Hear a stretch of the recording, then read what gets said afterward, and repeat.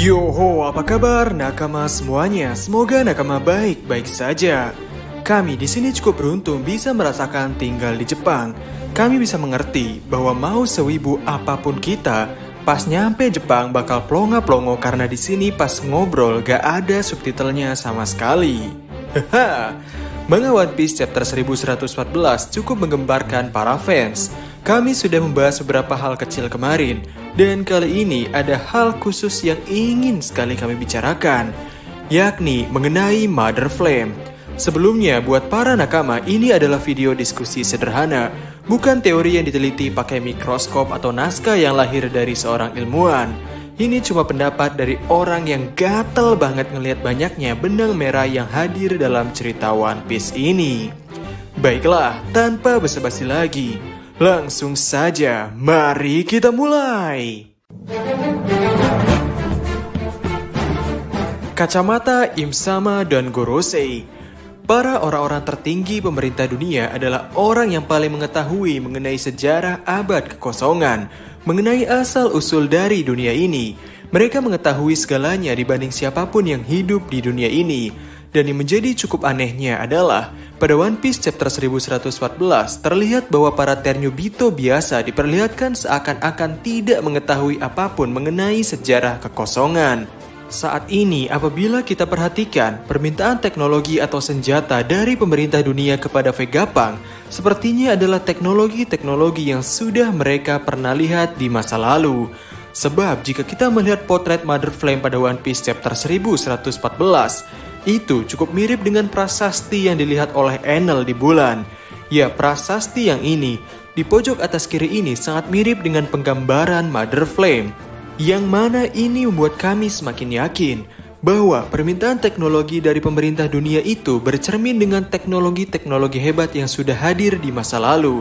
Dan mungkin saja alasan-alasan mengapa pemerintah dunia meminta Vegapunk membuat pasifista atau bahkan para klon dari Shichibukai adalah bercermin untuk membuat pasukan robot seperti pasukan robot yang ada di bulan ataupun raksasa robot kuno yang ada di Egghead. Ya emang sih, ini orang tua pemerintah dunia ini bisanya cuman ngejiplak doang. Mother Flame dan dampaknya di dunia sekarang.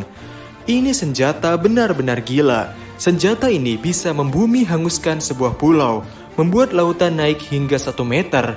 Gila sih, kita banjir 20-30 cm aja udah panik parah. Apalagi ini 1-5 meter.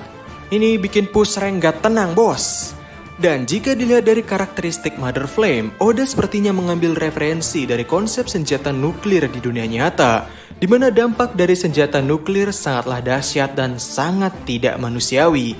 Dan mohon maaf, Jepang juga pernah menjadi korban dari serangan nuklir ini, dan tempat tinggal Eiichiro Oda yakni Kumamoto juga dekat dengan daerah Nagasaki, sehingga mungkin Oda Sensei memiliki kaitan emosional yang cukup mendalam dengan senjata nuklir.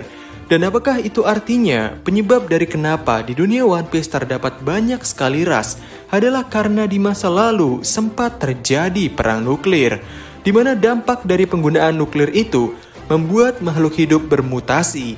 Apakah itu artinya para Tenryubito yang saat ini mengenakan pakaian baju yang mirip astronot itu secara sengaja menjadikan pakaian tersebut adalah pakaian adat agar mereka tidak terkena efek dari radioaktif nuklir yang hadir di masa lalu? Ini juga diperkuat dengan perkenalan pertama Tenryubito di Sabaody, bahwa mereka enggan menghirup udara yang sama dengan udara rakyat jelata yang kotor. Dan apabila kita melihat dengan orang-orang yang terhubung dengan kerajaan kuno, seperti Wano Kuni, suku Ming, dan para Fishman Island, ini menjawab bahwa mereka akan selamat-selamat saja meski dunia tenggelam atau air laut naik beberapa meter. Karena jika kita melihat Pulau Wano Kuni dibangun dengan konsep pulau seperti ini. Dan ya ini udah jelas, base ini udah anti jebol dari banjir. Dan mungkin karena di masa lalu Wano Kuni juga pernah tenggelam, mereka belajar dari kejadian itu dan membuatnya seperti Wano Kuni yang sekarang. Lalu Zunisa adalah gajah yang tingginya gak tanggung-tanggung, yang tentunya membuat kediaman dari para warga suku Ming ini menjadi jauh-jauh lebih aman dari yang namanya tenggelam.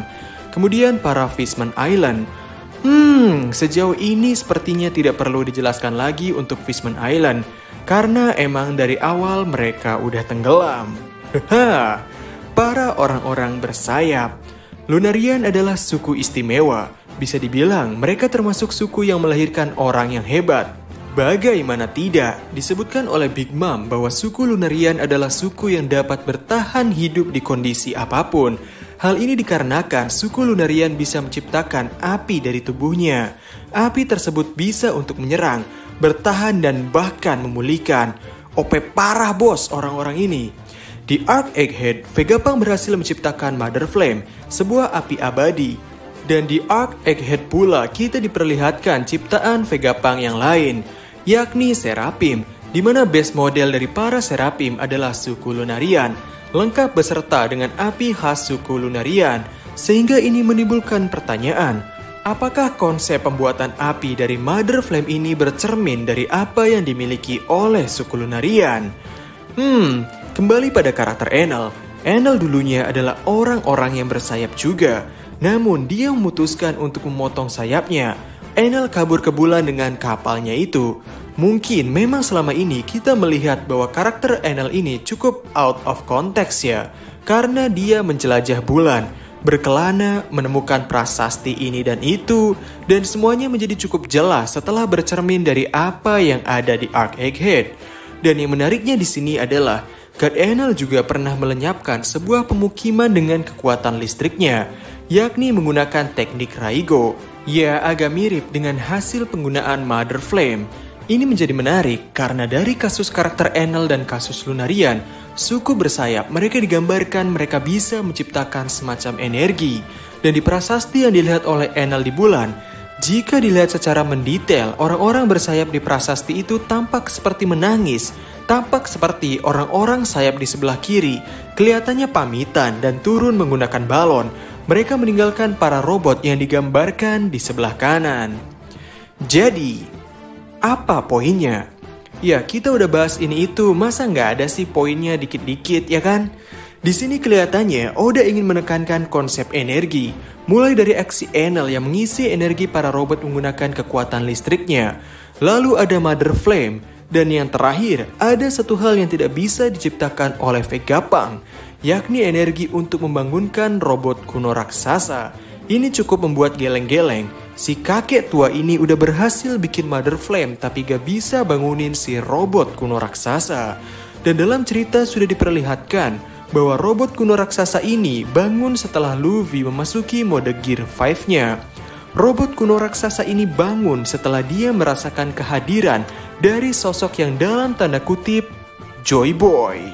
Apakah ini artinya Eiichiro Oda berencana untuk membuat sebuah cerita di mana memang di teknologi yang sangat-sangat maju ini, mulai dari energi listrik hingga energi nuklir, semuanya itu akan kalah dengan energi kebahagiaan yang disebarkan oleh Joy Boy.